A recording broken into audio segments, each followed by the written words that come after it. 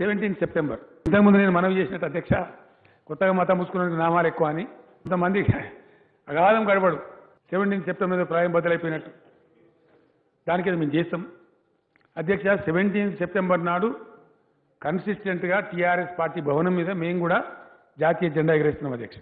It was a transformation from autocracy to democracy జరిగింది. మరి అదే నిజాంకు రాజ్ ప్రముఖ్ అని బిరుదిచ్చి గవర్నర్ పోస్ట్ ఇచ్చింది కూడా వల్లభాయ్ పటేలే కదా, ఆయనే హోమ్ మినిస్టర్ కదా. మరి అది ఎట్లా సమంజసం అవుతుంది అధ్యక్ష? దానిలో డిఫరెన్స్ ఉంది. 17 September 1948 it was a transformation but simultaneously it was a black period. వేల మంది అమాయకులను ఊసకొత్తకు వచ్చింది అధ్యక్ష. కమ్యూనిస్ట్ పోరాట యోధులను కాల్చి చంపేశారు పట్టవగా.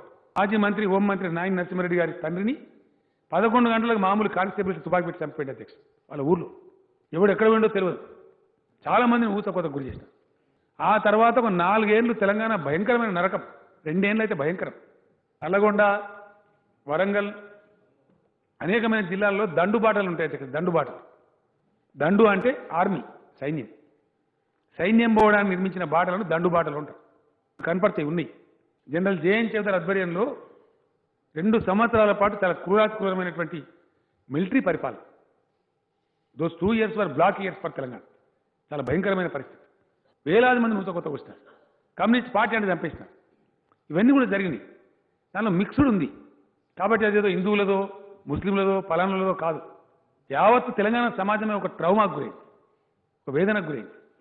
దానికి ఒకడు విమోచన అని, ఒకడు విముక్తి అని, లెఫ్టిస్ట్ ఒక రకంగా, రైటిస్ట్ ఒక రకంగా అనేకమైనటువంటి దానికి పేర్లు పెట్టి దాన్ని రకరకాలుగా వాడుకోవాలి, దాన్ని ఒక సెంటిమెంట్ కింద చిత్రీకరించాలి. Yes, during the course of Telangana education as leader of the education నేను కూడా డిమాండ్ చేశాను. డెఫినెట్గా రాష్ట్రం వచ్చిన తర్వాత దాని గురించి సమగ్రంగా పరిశీలన జరిపితే దానిలో ఉన్నటువంటి సంక్లిష్టతలు మన మేధావులు, మన కవులు, బుద్ధిజీవులు చెప్పారు నాకు.